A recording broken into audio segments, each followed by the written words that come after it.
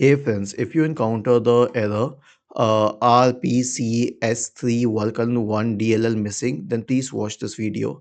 So, search for Vulkan 1 on Google or Bing or any search bar. You'll find the option on dll-files.com. It's free of cost.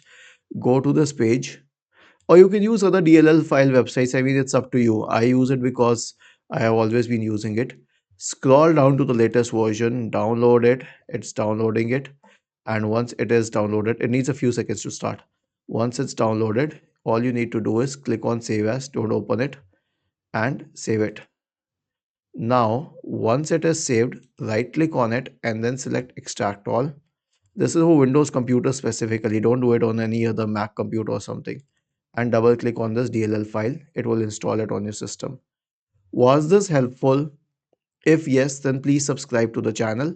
And if not, then let us know in the comment section of the video on how we could help you further. Thank you for watching this video and have a nice day.